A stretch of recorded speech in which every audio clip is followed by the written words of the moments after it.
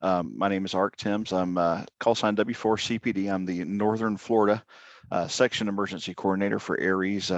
Just appointed that late last year after the passing of our previous Section Emergency Coordinator. So fairly new to the role. I have been the ARES EC for Santa Rosa County, Florida since 2020. So prior to that, I was a lieutenant for a local police department's auxiliary unit. So very familiar with the incident command side of things.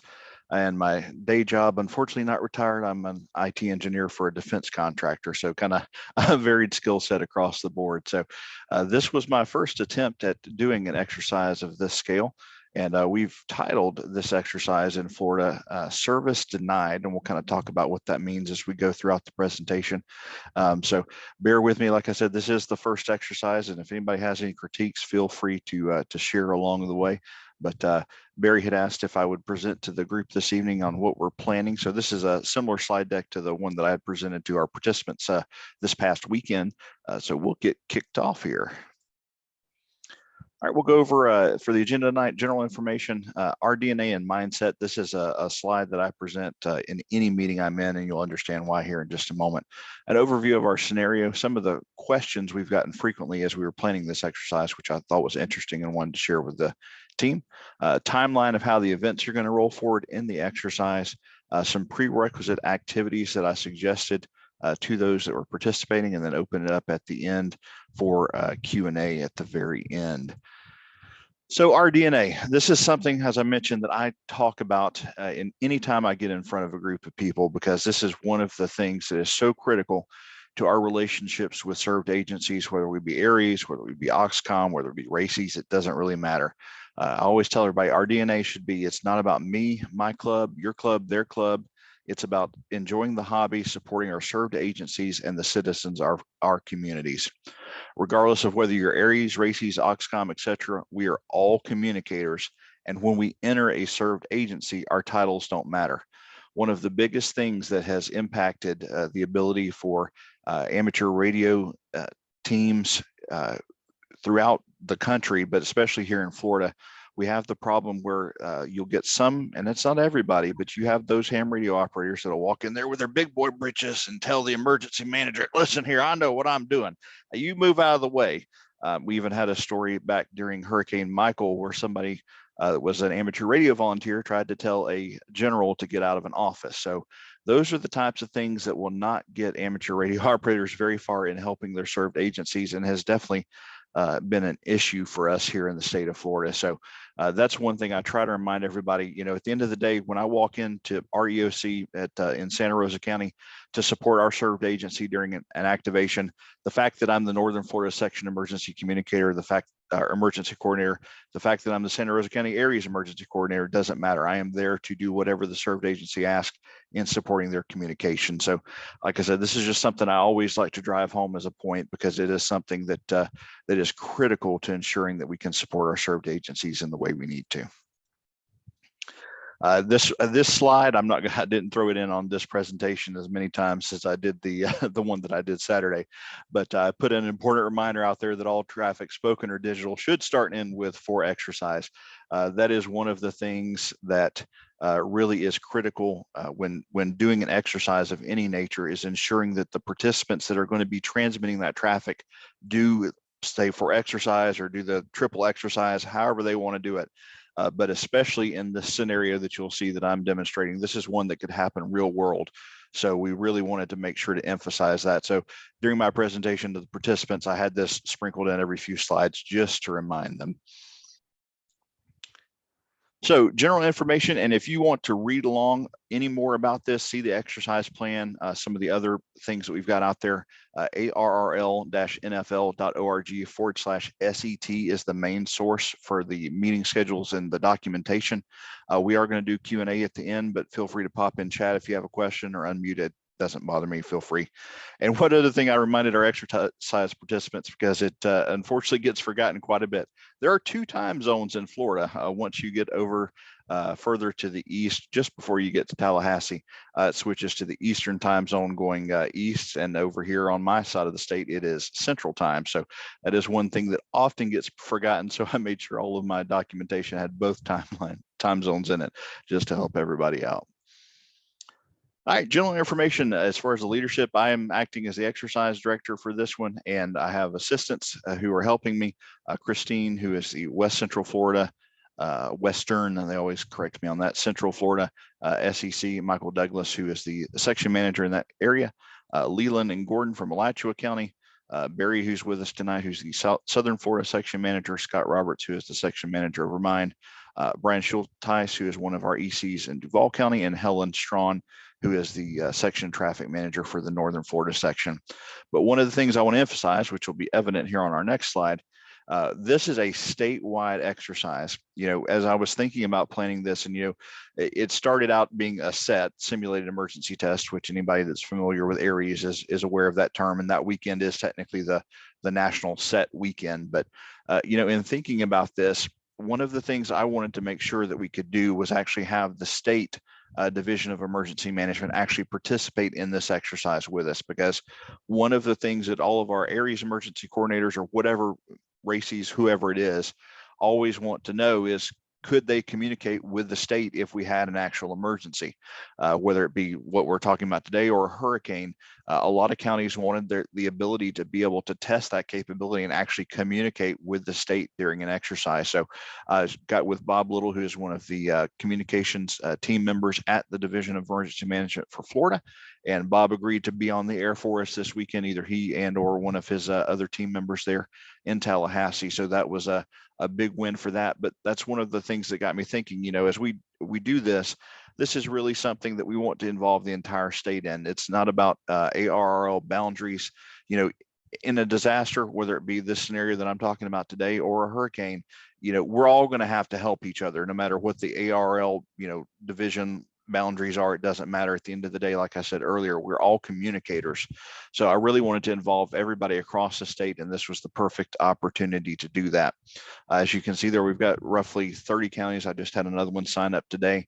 The Florida Baptist Communications team is going to be on the air with us, and then traffic nets from all of our sections will be involved. And additionally, with that, we've also got several of the counties themselves, their emergency management teams are going to be actively participating along with their ARES teams. One of the things I'm doing in particular in Santa Rosa County is I got with our team there, my ESF2 that I report to, and we were able to get a web EOC incident. For those of you that aren't aware, web EOC is one of the tools that a lot of the EOCs throughout the state of Florida, I'm sure other locations, use during a disaster. That's where they store their 204s, their 205s, all their IAPs, everything goes within web EOC. So one of the things I wanted my team here in Santa Rosa County to practice was actually utilizing web EOC during an incident so they could get more familiar with it. Strangely enough, right after I got appointed emergency coordinator in Santa Rosa County back in 2020, a couple months later, we had 2 hurricanes that impacted Santa Rosa County. So I got immediately thrown into the fire for that, but I wanted to make sure that we were able to work with those folks and have them train up on that. So that's one of the things that our county's doing for us. And additionally, and I didn't list it on here on the spreadsheet, but I did get confirmation that the team from Shares from CISA is also going to participate. So we're really trying to do interoperability between all of the various agencies and support groups to be able to make this a truly encompassing exercise throughout the state. So general information, again, kind of this happened yesterday, but I left it on here just for the sake of, really showing how I'm trying to incorporate all of the agencies. Radio Relay International, for those of you that aren't familiar, is another traffic handling organization that is a worldwide organization. A lot of the stuff that you see within WinLink for the radiogram forms and some of the other messages in there were developed in cooperation with the RRI, and they do a great training series on various things. The one that I had them do for us last night was basic radio telephone net procedures, emphasizing how to correctly use phonetics, pro words, and so on when actually working with a voice net. And that was one of the things that I wanted to have done ahead of the exercise, just for those that that don't do it that often. You know, Florida doesn't get hit with a hurricane every year, and even if we get hit with a tropical storm or whatnot, it's not likely that we're going to do a lot of traffic passing. Even with the hurricanes, usually the traditional communications methods stay up. So this isn't something folks get a lot of practice with. So that was one of the reasons I had that. We actually had 75 participants in that training class last night, which was a huge number for an online course on a Wednesday night. So I was extremely thrilled with the amount of participation that we got. One other thing that I've been doing leading up to this exercise, knowing that it was going to come, starting back in, it was either March or April of this year, I started a monthly radiogram challenge among our team here in Northern Florida. Each month I put out a particular topic that I asked for anyone, anywhere in the section or outside of the section, outside of the state for that matter, to send me a radiogram using the national traffic system. I started initially with just having them use voice nets to encourage the practice in the voice nets. And then about 2 or 3 months into it, I opened it up to utilize WinLink as well. But even in using WinLink, I make sure to have them send it to the liaison for the region so that it still traverses the national traffic system. You know, in a lot of our areas, Florida in particular, I can speak to because I live here, you know, we don't have a lot of traffic that gets passed. And I wanted to encourage, knowing that we were coming up to this exercise, the skill of passing traffic. So folks had that opportunity to practice ahead of the time. Some of the topics that I had them do was send me the name of an intersection in your area that would get clogged during a hurricane evacuation. What would you do if your primary antenna was to fail? How do you support yourself with emergency power? Some of those various things, knowing that an exercise was coming, to kind of get folks thinking about that. So that was a great thing we did ahead of there. And then the training last night worked out well. We've got another training session coming up next Wednesday night where our section traffic manager is going to additionally continue to talk about training. And then I'm also going, traffic handling. And then I'm also going to do some WinLink demonstrations, talk about how to send radio only messages and so on in preparation for some of the things coming up in the exercise. The night before the exercise, we're going to have a final review and Q&A so the participants can come in and ask any questions they might have. And then Saturday, October the 1st, is the actual exercise that morning, and I'll dive into the actual what's going to happen that day here in just a moment. And then we're going to have a hot wash call immediately following that, so folks can provide immediate feedback, as well as we have an online survey that we're going to send out after the fact. So the scenario overview, and I'll just go ahead and read it because it's just easier for me to do that. And this was, as I mentioned earlier, I'm an IT guy, so that's kind of what spurred this, but also with the current state of affairs, you know, worldwide, this is something that could truly happen. So tensions have continued to rise between the United States and nation states that have adversarial relationships with us. Over the last few months, the state of Florida has seen a rise in cyber attacks targeting various telecommunications and infrastructure services throughout its counties. To date, the attacks have been benign and have only caused minor or brief outages of services, including internet and cellular service. On October 1st, 2022, at approximately 0900 Eastern Time, news stations across the state have reported mass outages of all telecommunications services throughout the state of Florida. Service outages have began with internet service being unavailable, but the outages have since spread to cellular and traditional voice communications methods. It is believed that Florida is being targeted due to its high volume of tourism. As the minutes go by, the situation continues to worsen with sweeping blackouts in various portions of the state. Panic is evident among the residents as roads become gridlocked in an attempt to buy supplies, groceries, and fuel in fears that supply may not be available. Additionally, lines at banks have begun to form due to fears that credit and debit cards may be unusable, and citizens begin withdrawing cash at an alarming rate. So that's kind of the general overview of what's going to happen that morning of the exercise. And I've got a lot of questions about why are we doing this instead of a hurricane? Well, a large-scale traditional communications outage such as this of cellular, landline, or internet could happen at any time and is just as unpredictable as a hurricane. At least with a hurricane, we have a couple days to prepare typically ahead of that hurricane striking. A cyber attack could happen right now and we'd have no preparation time. So this scenario truly allows us to test the sentiment that we all put on our cars. You see it on the websites. When all else fails, ham radio, well, we'll put that to the test on Saturday, October 1st. This also gives us the opportunity for our counties that are participating to have a plan to respond to a situation like this. This is not something that's on the forefront of everybody's minds in Florida. We all think about hurricanes. I know Barry could attest to this. Many of the others that live in Florida can attest to this. When we think about a disaster and needing to activate amateur radio resources, we think about a hurricane, but that's not the only scenario in which amateur radio could and would be utilized. It will likely highlight some areas of the preparedness plans in the various counties that they've not thought or executed on or exercised before. You know, everybody again thinks at some point, okay, we're going to have, you know, cellular may still work, or at least our EOC, their landlines may work, you know, things like that. This scenario is really going to put to the test what they would do if we were truly in a communications exercise. One of the things that I was trying to encourage our participants to do as well is think outside of the box. And I may have this on my FAQ slide, but you know, a lot of times we, you know, as planners and those that are involved in things like incident command, you know, we're very by the book and we think about this as a 1 and a 0, a very binary situation. But I encourage participants, you know, really think outside of the box. Okay, so yeah, you can't have your county EOC necessarily test their generator to make sure emergency power is happening during this exercise. Pretend the generator's not working.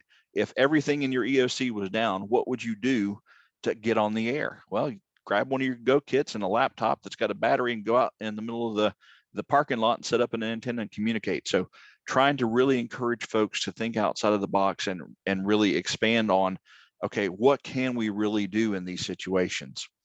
The other thing, which I was actually surprised by this, again, as we were kind of preparing for the exercise and leading up to it, a lot of folks were like, I don't know that I can do all this. I don't know that we're prepared to, you know, test XYZ. One of the things I really harped on Saturday was, don't worry if you can't accomplish all the scenario goals. Exercises are there as an opportunity to identify areas that you can improve on. So I'm really trying to encourage, and I've had several of our smaller counties, you know, Florida has a lot of rural counties that don't have a lot of resources. So I was really trying to encourage all of our participants, hey, get out there and at least see what you can do in this situation. So luckily, like I said, we've had a really good turnout for this. When we originally started talking about it, there were only 5 or 6 counties that had signed up to participate, and now it's turned into what it is today with around 30 or more. So we are super thrilled with what we're seeing, and I'm thankful for the team that I have working with me on this exercise. So I'm going to walk through the goals and talk about what we're going to do here as far as the goals that we've put out forth in the exercise plan. I'm not going to read through every little line item here for you, but just to kind of go over the goals. First is to activate communications resources without traditional methods such as phone, text, or email. Okay, so all communications methods are down. Everything's down. The internet's down, landline's down, cellular's down. You can't call your team and activate them. What would you do to be able to activate those resources? And in my mind, in this situation, I'm thinking, okay, well, if news stations are on the air and they're broadcasting that there's been a cyber attack throughout the state, or a national cyber attack or something like that, your amateur radio operators are likely going to go to their radio and start monitoring. So in theory here, having folks test their plan to activate resources without using traditional methods. And the goal that we put forth to them was to have at least 50% of their EOC badged communications resources. If they do that, or if they just have a general roster, 25% of their volunteer roster to check in by the end of the exercise, either via a voice or digital method. So we think that's a pretty doable goal, and give folks the opportunity to test that capability. Secondly, communicate with the state and other agency departments of emergency management using amateur or shares radio only. Again, being able to communicate just over the frequencies that we have available to us. Each team being able to communicate not only with the state, but also with their surrounding counties and partner agencies. And the goal for this particular goal is to successfully communicate with the state EOC with a confirmed confirmation, either via voice or data. 3, send a structured message by one or more techniques. So 2 separate goals from this. The first one being to correctly utilize ICS forms for official messaging. Gordon Gibby, which I'm sure many of you are familiar with, did an exercise last year called Whirlwind Boom. And some of the feedback that we got from the state after that exercise was that the forms that were being submitted, the ICS resource requests, or the regular 213s were not being formatted properly and using the correct terminology. So we want to demonstrate that we can do that. And one of the things we're going to have on our website is sample forms so that folks can reference that ahead of time to be able to kind of plan out and make sure they do that properly. The goal is to send at least one of those properly formatted. Secondly, provide health and welfare messaging to the public. Each applicable team demonstrate the ability to correctly prepare and transmit health and welfare messaging. You know, this is one of the things that ham radio has been known for in the past, and we obviously haven't done a lot of, you know, because again, in a traditional hurricane here in the state of Florida, the cellular service is still up. It may be spotty, but it's still up, and it's not something that we've done a lot of. But in this situation in particular, the ability for a citizen to be able to go and, you know, send a message to a friend or family member outside of the state, letting them know they're okay, could be a thing. So what I've asked for our teams to do ahead of time is to just prepare some simple radiograms to friends or family within or outside of the state, just to be able to do those. And this is also going to help our traffic nets be able to prioritize health and welfare traffic over top of, health and welfare traffic below, you know, priority traffic, and helping the nets be able to judge, you know, which traffic is priority. One of the questions I'm seeing here in the chat or discussed here is, you know, wouldn't WinLink be down also? So one of the things that I did in the, well, actually, I can't really tell you because it's part of the injects, but I'll just let you know that it is accounted for. There are going to be some very specific instructions in the inject that tell the participants what they have to do to send WinLink traffic. So I have tried to account for that and know that, you know, if WinLink internet's down in the RMSs that are in the state of Florida, they're probably going to have to do something else somewhere. So not to give too much away, but that has been accounted for with inside of the injects. All right, number 4, gather and report situational utility reports from both agencies and individuals. One of the things, again, I was surprised about is the fact that individuals wanted to also participate in this exercise. So we are going to take situation reports using both WinLink or a voice net from various participants throughout the state of, is their cellular service up, is their internet service up, and is their landline service up. The injects that are sent out to the counties themselves are going to have what we want them to report, but the individuals can report true or false information. It really doesn't matter.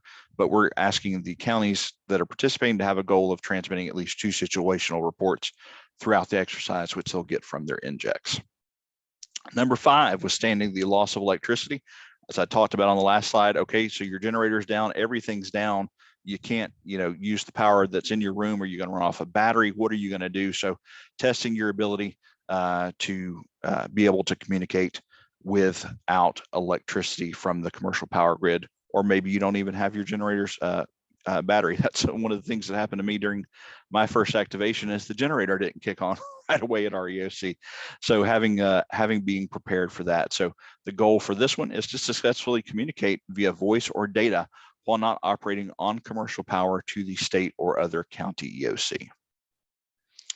And then lastly, interoperability is our last goal, the ability to communicate with various served and volunteer organizations throughout the state of Florida.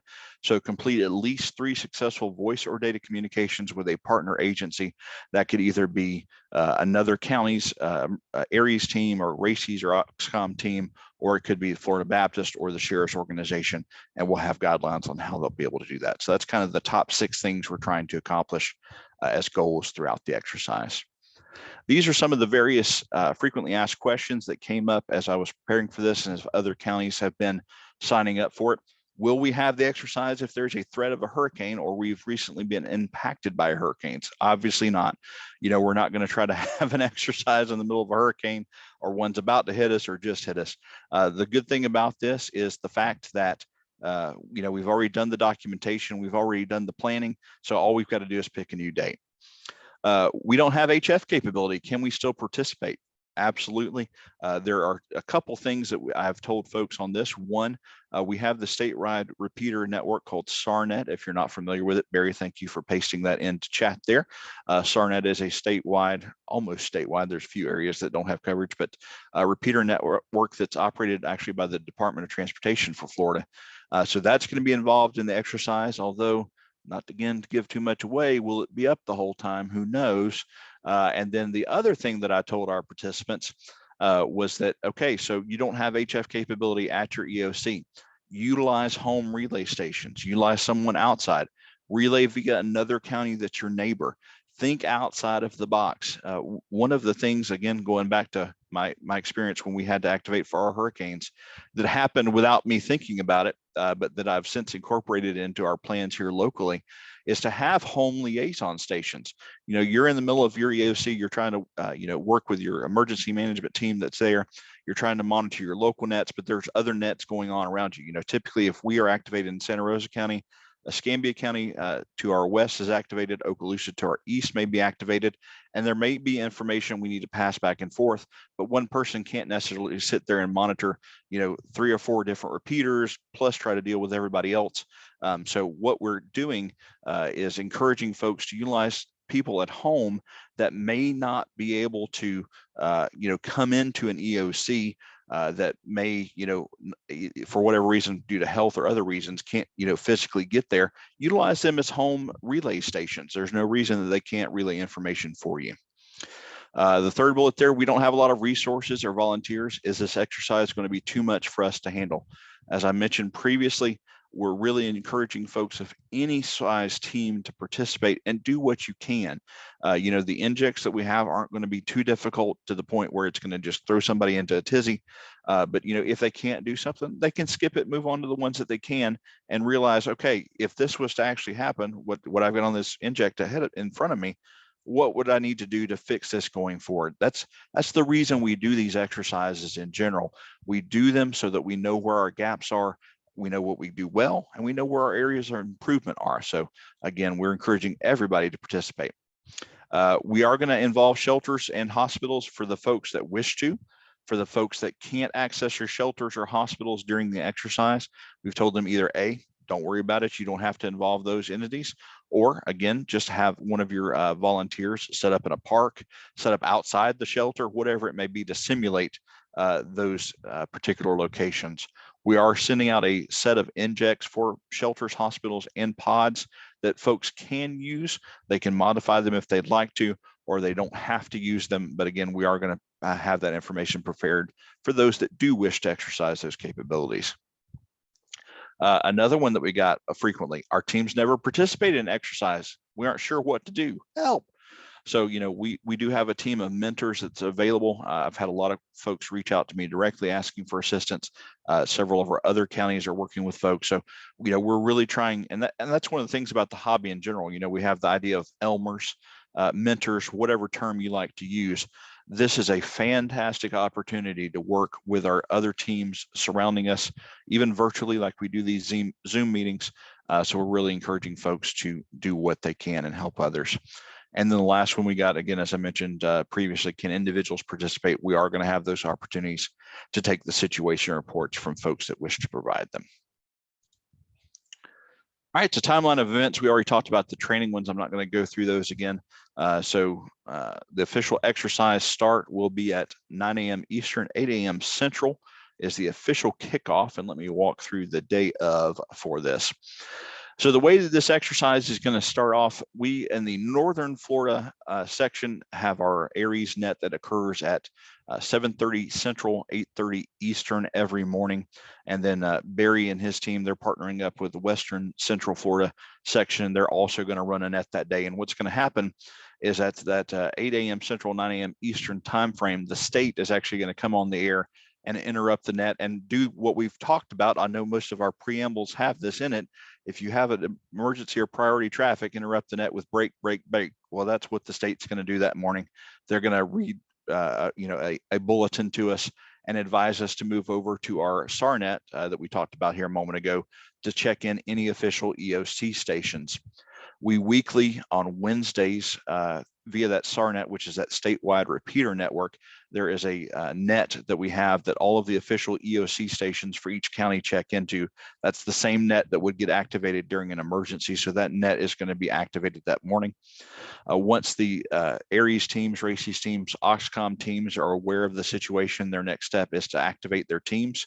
As we talked about, one of the goals is to do that without cellular internet or landline. So they're going to have to do that, via repeater or whatever other method they determine. Then we'll start moving into the injects.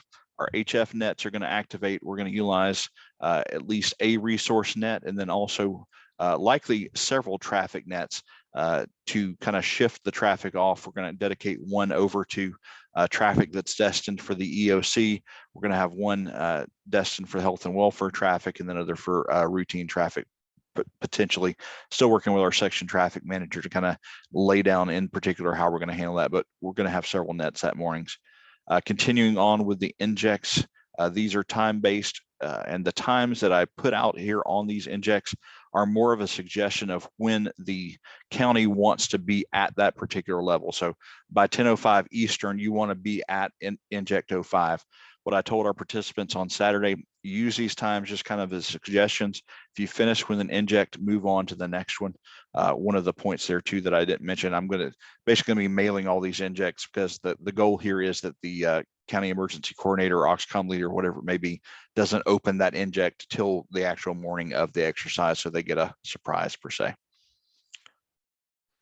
Continuing with the injects, resource nets are going to again ask for any monitoring amateur, regardless if they're involved with the county or just a general amateur radio operator participating to provide situation reports.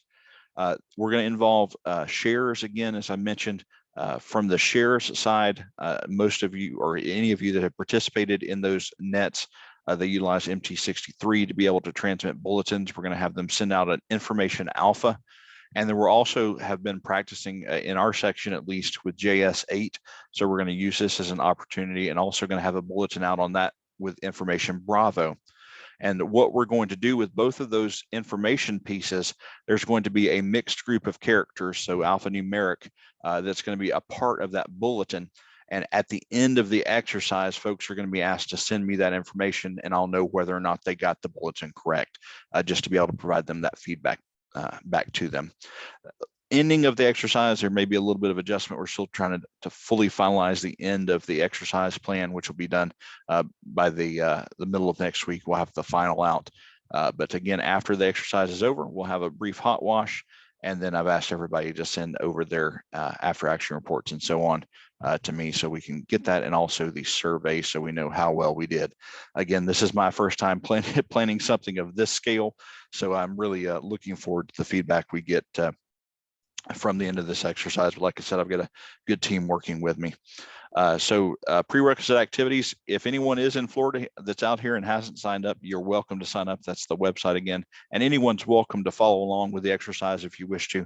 All of the information is available on that arl-nfl.org/SET website. And we did it there just because I have access to that website. It made the most sense to put all the information there. We encourage our teams to practice and get ready to participate, gather their sample injects, and get their sample health and welfare traffic together. And again, an exercise A is one way to test our capabilities, but this also gives all of our teams throughout the state a reason to practice these skills ahead of time. We've told everybody in the exercise plan what the goals are, so they know what they need to work towards. So again, here in my county locally, one of the things I've been doing on our weekly nets is practicing phonetics, practicing traffic handling, practicing using the correct pro words, things of that nature. And this is something else that I did that I encourage any Aries or RACES OXCOM team leader to do. Randomly activate your emergency net on a Saturday afternoon and ask for situation reports. Start calling your emergency net for exercise and say, looking for any monitoring amateur radio operators to provide a situation report. If you're electrical, cellular, whatever you want to do, activate those nets as a test, to see who would actually respond in those situations. I encourage folks to make sure their local activation documentation is up to date, because again, some counties may have never activated. So this is the perfect opportunity for them to prepare that documentation. And then for those that have WinLink configured, we have told them to make sure that they have radio only messaging configured, because not everybody has that. And again, we're really trying to encourage folks to utilize WinLink, because as Steve will attest, the state of Florida really, really, really wants their traffic to be received via WinLink. So we are trying to encourage folks as much as possible to use WinLink, but at the same time, giving them opportunities to utilize voice nets so that that skill is not lost. Additional prerequisites activities that we told everybody about: test your gear. And I'm sure pretty much everybody on this call is familiar with the good old POTA, Parks on the Air. That is one of the best opportunities to grab that Go kit that's sitting over there in the corner that you haven't used for 6 months, that you hope the battery still works, you hope the radio still works, and make contacts, because you know folks want to make contacts with you. So that's one of the things that I encourage folks to do before the exercise. Take your gear out to a park and do a Parks on the Air activation just to be able to ensure that you can communicate. Testing their skills with the phonetic alphabet and traffic handling, and then finding alternate paths for communication. What if your antenna gets cut? What if your station dies at your EOC? How are you going to be able to get information out? That's where I drive home that point of making sure that they either have a home relay station or 2 on backup and have partnerships with their neighboring counties. Many of our counties in Florida are side by side, so it gives us the opportunity. Well, I know all counties are side by side, but are closely in proximity enough to where it's driving distance easily to get back and forth between them. So I really, really encourage our teams to partner up with their surrounding counties for their training activities and for things like this where they might need help. Make sure that you have a good working relationship with those counties that are surrounding you. And then develop their local IAP, because everybody needs a incident action plan to be able to respond to the exercise. Brian Schulteis, our EC over in Duval County, created a sample exercise plan, or excuse me, sample incident action plan for our teams to use as a template, but each county has got to develop their own. And Steve, good question. Does Florida use 60 meters for MCOM? So a couple of months ago, we actually did a test where we took a Saturday, and it wasn't a statewide thing. It was several of our counties. I think we ended up having 8 of the counties in our section that participated.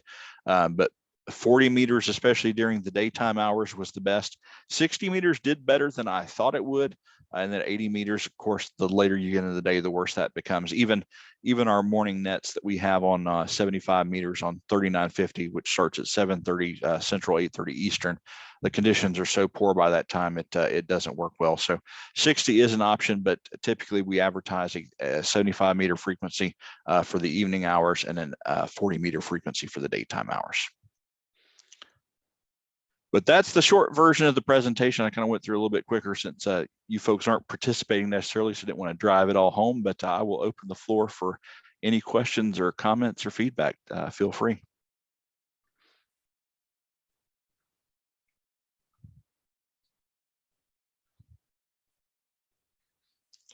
I'm hearing crickets. Barry should have some questions in chat. That's usually how they're asked for. Yep, I'm ready for anything that comes in chat. No, nothing yet. He's been doing. I had one. Go ahead. You can ask it, Steve.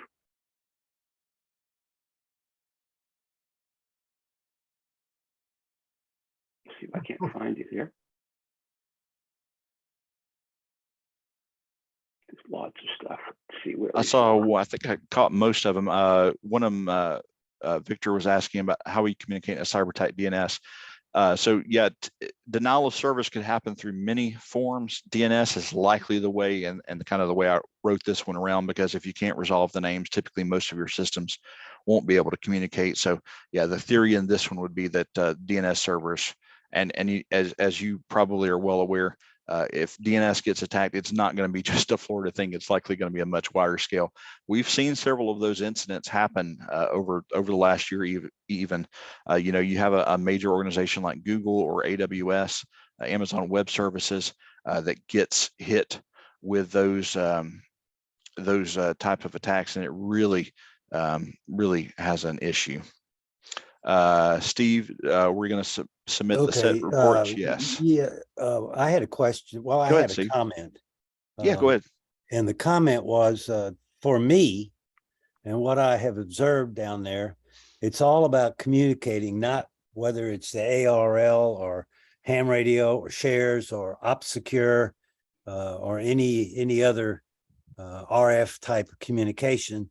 So my question is, in that context, is passing traffic important, or should the exercise be more concerned about providing a pathway or transport layer for agency to agency messages? not ham to ham, but agency to agency? And what about situational awareness, ground truth? How do you alert those people who have no communication infrastructure to provide this information when it's needed immediately? So, example, when the Nashville bombing went off, it affected all over the country because they blew out a lot of AT&T long lines that were in the middle of a communication infrastructure, maybe in San Diego or Michigan. Another example is a farmer just recently ran over a fiber cable in North Carolina, and it blew out Region 5 almost completely. So the question is, when that happens and you have no local communication infrastructure, unfortunately, our regulatory environment on any service doesn't provide a mandatory or a frequency to use for an alert, or a call frequency that is clear for that purpose that could be monitored. So in your exercise, has anybody thought about how they alert a wide area for determination of maybe that situation report you talked about? And how do you get that information how do you get that information to these people who have the ability to provide feedback? Yep. So two things that we're trying to address this with, and it's not enough, but this is at least a start for something that we've never tried to address before. The first one is actually the first goal of the exercise, the activating their resources without traditional methods. So how encouraging our counties to think about that. Okay, I can't text these people, I can't email them, I can't call them. How am I going to activate them? So that's one of the things in the first goal in the exercise, was that the folks that are activating their resources have to do it without traditional methods. So that's one of them. The second thing that we're trying to test here is, as part of this capability, one being the shares net for the shares participants. And then secondly, we have had a lot of luck so far in our testing with JS8. And while it's not been written necessarily for what we're trying to accomplish with it, one of the things that we're going to do to actually be able to put out this bulletin, we've got currently one, and I'll have a second one up this weekend, JS8, what we're calling a relay station. One of them down there in Alachua County, one of them will be up here with me, hopefully this weekend if everything goes well. So we'll have two of those on the air, and we're using a station call group at Florida MCOM, FLMCOM, that basically what you can do in JS8, for those that aren't familiar, it's like a combination of FT8 and PSK, a couple other things meshed together. But what we can do is you can actually query a call group for their station status. And the station status is meant to be something like, what antenna they're using, what power they're using, that kind of stuff. Well, we're going to work the system here a little bit and replace that with a bulletin, so that an automated bulletin can be obtained from these JS8 relay stations. So this exercise is going to kind of help us with that being a proof of concept of if that will work. So that's kind of the two main things, Steve, that we're trying to address that with. I was thinking more about the county PSAPs and the watch points for the state who don't have a capability anymore to communicate under normal circumstances. They may have a statewide network that may or may not be up and running as a result of this attack. So my question really was, how do those watch points and those PSAPs, or 911 centers, I guess you could call them, how do they react to being offline? And what can amateur radio or volunteer resources do as a pre-planned option to assist those facilities if and when something like that happens? Yeah, and we've been working on that with simplex relays, and hopefully we'll have a good network of simplex relays up and down the entire state, either digitally or point to point or by voice, to be able to do that. We've been practicing that a lot. Yeah, and a lot of, Steve, what I'm trying to get out of this, especially, trying this JS8 thing and whatnot, is and I'm sure I'm not alone in this, in saying this, and I don't say this in a bad light at all, but it's very hard, from a amateur radio resource perspective to get, we can't find out necessarily what the served agency wants. We have to more be able to present to them what we can do. So that's what I'm trying to hope to get out of this is prove what can work in these situations and be able to, bubble this up to the top of the chain and see what we can get from an official standpoint of an adoption standpoint. Okay. We're also planning on having possible interference on HF. So we're going to have alternate stations, alternate frequencies that we can use just in case. Yeah, absolutely. Because that's one of the things for folks that aren't familiar. And again, I don't know, various states. I don't know how often you have to activate, your various emergency nets. But every time here in the last 5 years that an emergency net has been activated on HF, especially on our friends on 80 meters, intentional interference occurs during one of the tropical storms. One of our counties, Bay County, who had been previously impacted during Hurricane Michael, had asked us to just stand up an HF net temporarily for them just to be able to let us know that they were okay after the storm came through. And during that brief activation of that net, we had folks that came on and went 1 hertz above us and started broadcasting a pre-recorded lecture over top of our signal. During Hurricane Michael, we had folks that came on the air and recorded the net control stations and just started replaying them repeatedly on the air. So these are the things that we've had to deal with. This is one of the reasons too that myself, Doug Lynch, I think is on the line with us, and Steve, of course, are really trying to push for the counties to get their shares licenses, not to negate the use for amateur radio operators, but having our amateur radio operators come to their counties, their served agencies, and say, hey, here's an additional way, additional set of frequencies we can operate on, and hoping that that is one of the things that can help us mitigate those unfortunate bad operators. Yeah, understood completely. Yeah, that's a good thing. Also, the agencies see that and they don't want to have anything to do with it. And that hurts everybody. Yep. Everybody. So well, good. I just had those questions. I know that you're aware of all of this. Has anybody talked to the state about grabbing hold of a P25 handheld and perhaps providing situational report back to the state watch? We have not. Steve, you and I can have a side conversation on how that front's been going, but yeah, we're trying to really just trying to demonstrate as much as we can of our capabilities. There's not necessarily a whole lot of direction as far as what they're looking for. It's more of us providing to them what capabilities that we can do. Okay, thank you. Yeah, absolutely. Okay. And we still have counties that absolutely won't participate with this for some bizarre reason. So we're dealing with that too. Yeah, and one of the things that I found, in general, and I can say this for our county before I became emergency coordinator, our county was not adverse to amateur radio, but they thought, you guys here, we'll give you a little room, we'll give you, whatever money and stuff you want, to get a room set up, but we don't know when we're ever going to use you for anything. And I had the benefit of our emergency management team deployed over to the impacted areas of Hurricane Michael and had zero ability to communicate except for right by the interstate. So our emergency manager came back and said, whatever you guys need, let us know, we'll buy it, because we don't ever want to be in that situation ourselves. So, it takes, for some counties, it takes Strike while the iron is hot. Yeah, it takes that situation happening for folks to realize it. But we thankfully here in Santa Rosa County have got a great relationship, and many of our counties do. So we're thankful for that. Okay, I'm going to jump in here real quick. Dan, WL7C always got his hand up. Go ahead, Dan.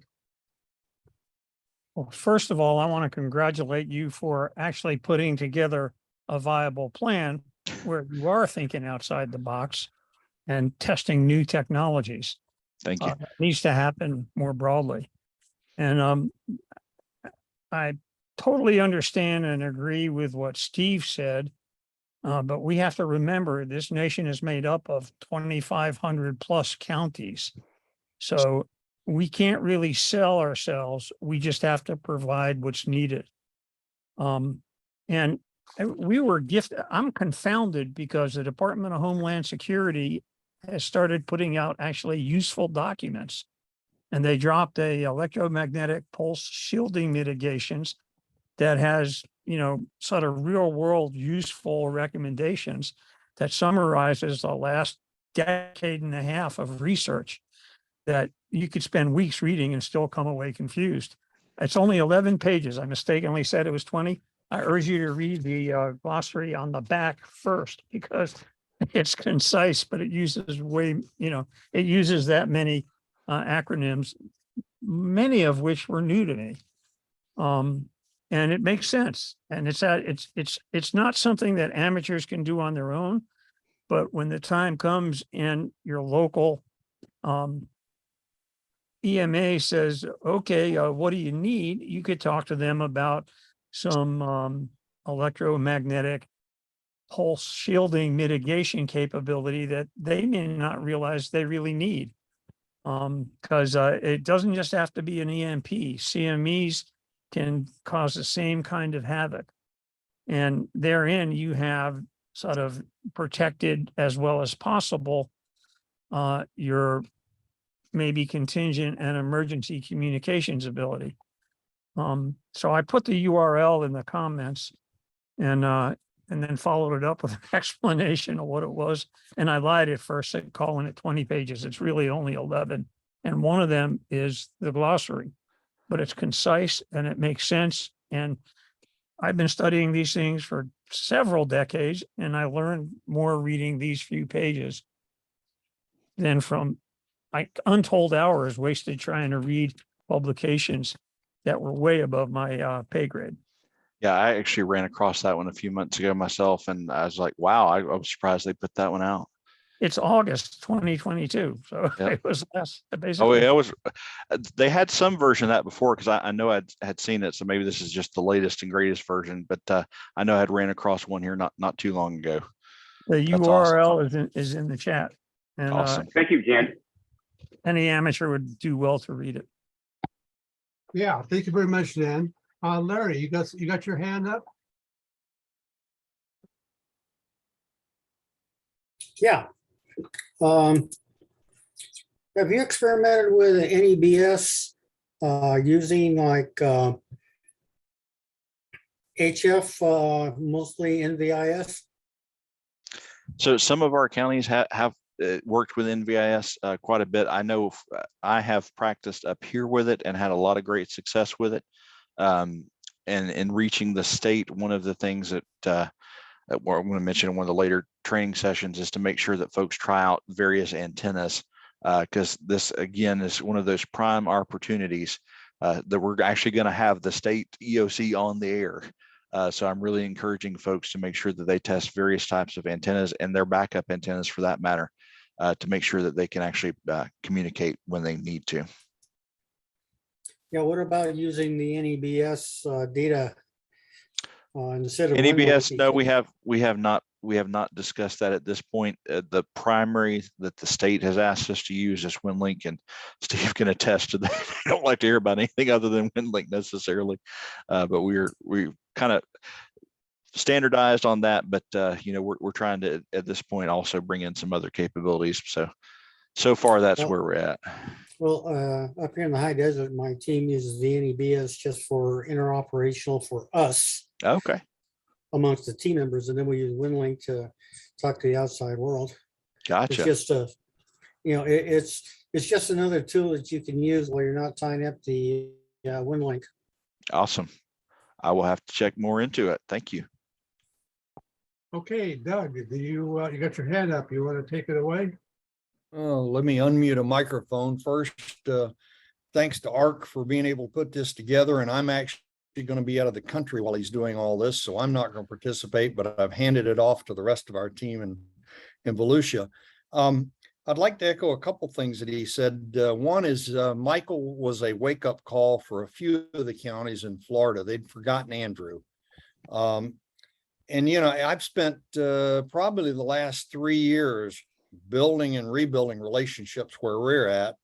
And this year, the county ponied up an initial 12 grand to rebuild the HF and other radio systems I've got in the radio room at the EOC.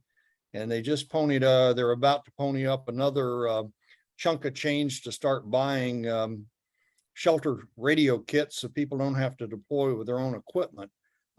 We've got a lot of things left to do and there's a lot more work, but the bottom line is it's the relationships that generate the ability to get them to do stuff for you. And guys don't need to forget that. I mean, if you get one guy that's going to alienate somebody, you can lose big time very quickly. They talked about antennas, and there's a couple funny things that play into some of this. One, we've got a broadband terminated dipole on the roof, inverted V format. Works pretty well for most of what we're doing. Some folks will call it a balance or a dummy load, but for the most part, we've had good results with that one. I've got another county that's close. Now their emergency manager was pushing shares, HF, and communications quite heavily a couple of years ago. He also wanted nothing more obtrusive than a vertical antenna about 15 feet from the building inside of a nice steel enclosure fence. Most of you can figure out what results they get out of that. So they string other antennas up part-time and, you know, are always dealing with aesthetics because he doesn't want anything visible. And so you've got to overcome that. And hopefully this exercise will prove to a few folks around Florida that it takes more than just something hidden to make everything work. But I'm dealing with that too. You know, facilities gets a big vote when I want to start doing something that they didn't dream up. So thanks to ARC and everybody that's putting a lot of effort in this. I hope it goes well. And sorry I haven't been with you guys for a while. It's just been awful busy lately, but good seeing everybody. Doug, I'll try to forgive you for not being here for the exercise. Art, can I talk you down your desktop? Yeah, absolutely. Okay. Barry, how are we doing in chat? We're doing pretty good in chat. One of the things that was brought up is if you have any sort of Skywarn program and you have a relationship with the NWS, in an emergency, the NWS transmitters can put out bulletins alerting people. And thanks to Tom for bringing that up. Okay, do we have anything else there? Come on, guys, you gotta have some questions. The last thing I could suggest for ARC is to ask the states and the counties about FEMA IPAWs and how they handle their CAP messages when they come in.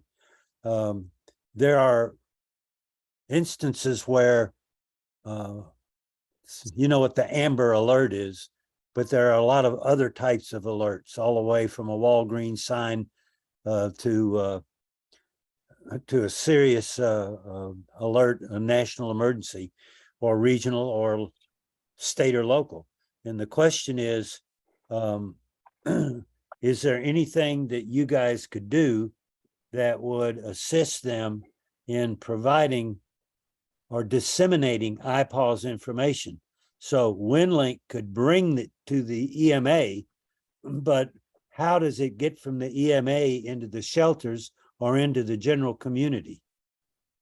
That's something else that amateur radio could really assist with that they're not thinking about. That's a great question. It really is. You got an answer there, Art? Yeah, so from a state That level, wasn't a question. yeah, that was a just a suggestion. comment. Yeah. Yeah, from Steve and I have chatted about this some from a state level, nothing that I'm aware of, but our county has just recently got involved with that. So we're actually I've got a meeting with our ESF2 guy to chat around that here locally.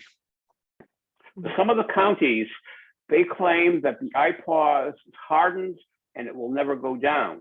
So they're not even thinking about something like this. It So it's went something that down we have 2 to think weeks about. ago It went down 2 weeks ago and took 1,200 opportunities off the air. And now all the states are up in arms, and there's a lot of discussion about it. I bet. I bet. They went off the air because one of their certificates ran out. Ouch. Barry, it's the same group that thinks FirstNet will never fail. Right. That's right. That's Okay. right. Let's get back to the questions. Tom, you got your hand up? Yes, sir. I just wanted to say that because the state made arrangements with the NWS in advance, that's an established protocol. We automatically have Skywarn desk operators that sit feet away from the forecasters that have control of that network. So any of the EOCs could reach them right there in the forecast room and say, at the request of the usual format, we need this local emergency message broadcast. And if your operators have a weather radio and it's set for their county, they're going to receive that broadcast so that they'll know that they've just been asked to get on the pony and start doing radio. But how will counties contact the NWS if there's no internet or phone service or cell service? That's the big question. No, they do that through the desk operators that automatically go into the NWS office, and the radio station is just a few feet away from the warning meteorologist. So the EOC calls the radio operator in the NWS forecast room at Sterling and uses the usual validation technique of at the request of, and then they look it up. It's a known individual who has the authority. Please broadcast the following emergency message. If your operators have a weather radio and it is coded for their county, they should get it. If the phones are up, if there are no phones, there's no way No, to sir, contact weather them. radio. The forecasters control the weather radio right there. Right, that's right. But how do you contact the weather office if there's no telephone service? I think you're Again. saying there's a particular type of radio that the weather service offices have. That's a two-way communication method. Am I understanding that correctly? Skywarn has arranged for desk ops to go into the radio desk at the Weather Service forecast office to staff it, bring the okay. radios up, and they do that automatically if the communications go haywire for the Weather Service's needs. Because if Weather Service can't contact adjacent offices, then they need another bridge to get information back and forth. That's vital to their function. So that So it's happens. the Skywarn hams that are doing it. Yes, it's hams that go in there and staff that desk. Okay. Gotcha. Yeah, and we have a similar setup here, Barry. We're under the National Weather Service of Mobile, Alabama. And we actually, I'd say there's a team over there that kind of handles most of the Skywarn stuff for our area that I'm involved with as well. They actually have a radio there, a ham radio within inside of the weather office. Most weather offices do. That's true. Like I said, that's a great way to send out a bulletin. Yeah. Yep. Okay, moving along here. Victor, you got your hand up? Thank you. Good evening. I want to go back a question or two here about information and ham operators, getting the word out. One of the issues, and I think most of us here are badge operators. We're in that trusted network of information providers. The question then, we're used to writing radiograms and getting the information as it is transmitted. The question then becomes what happens when you get out to your other operators who are not in the emergency system and maybe not taking radiograms, maybe they don't do it that often, if at all. So that's where the communication chain breaks down, and then the rumors start flowing, and that gets to be a real challenge, is trying to relay, whether it's from the Weather Service or whether it's from the Office of the County Executive. It's only going to take 2 or 3 people before that message starts going sideways. That's going to be a real challenge. Thank you. Yeah, and that's we see that a lot with not necessarily in the ham radio world, but with Skywarn in general. You've got the folks that are the at-home weather forecasters, they believe, and start putting out information that may or may not be true. So we definitely see that on that front. And as far as the operators not necessarily being trained, not a ton that we can do to mitigate that, other than rely on the fact that our various nets and our circuits of being able to pass information typically rely on trained operators, but the only way we can get them trained is to practice more. And that's where WinLink comes in, as well as shares, and being able to provide that information directly via digital method obviously helps reduce the amount of errors, especially when having to transmit information such as medical terms and other things. You start trying to read polydoxyloline on the air and that kind of stuff, and it goes sideways real quick. So that's where we kind of have to rely on some of those other methods to get the traffic moved. And as far as the average ham, they don't know how to pass traffic, but that's where having trained net controls and other net operators that know what they're doing to be able to take these reports and put them in the proper form and transmit them in the proper form. Like the WinLink situational report, what is there, 16 questions on there? Most of our net controls will have those 16 questions in front of them, and they can just take the answers and help people that are not familiar with doing it to be able to send the messages. Yeah, and the general thing here like I already mentioned, and I'll just continue to beat the dead horse, but the reason we have to do these exercises and our teams have to practice is that's the only way that you're going to be able to flesh out the issues that may occur during a real incident. It's better to flesh it out during an exercise or a set or a local exercise, whatever it may be, than having to do it during the real thing. So we're hoping this will really help us shine the light on our areas that are good and areas that work well, and then the areas that we can improve on. And that's going to be the most interesting part is we're going to really test. This is going to be a real serious, good test for a lot of our operators. And we're going to learn a lot. We're going to have to make corrections, and then we'll rewatch it and do it again. I like Barry, in the June 1st FEMA Region 4, Region 6 exercise, Florida was right there with Texas in terms of number of participants, somewhere around 200 people in 24 hours from Florida, as you know, participated. So I'm expecting some great things out of this exercise. Thank you. You might be surprised. Okay. Yes. I'd like to ask the question if I could, Art. Yeah. After this exercise of yours, would you like to do another presentation, a follow-up to give us a recap, how it went and that kind of thing? Yeah, absolutely. Probably towards the later end of October would be good, so I have time to digest it all, but absolutely, would love to. Okay, like that very, And very. not only are we going to have the hot wash after the exercise, but a week later is the Florida State Convention in Melbourne, and we're going to be having a hot wash there. And we're going to be sitting down and doing some other things at the Melbourne Convention in person, which will be a lot better. But have a good stiff drink between all of us for surviving it. If you're going to have a party, I'm coming. There you go. As long as Barry's buying. Oh, this has been great. I'm going to give one more chance out here. This has been sort of a free-for-all. I want to make sure that everybody has an opportunity to participate. Are there anybody else there that has a question or a comment? I don't hear anything. Crickets, crickets, crickets. Okay, with that in mind, I'm going to wrap this up. Again, I thank you, Art. It's been an excellent presentation.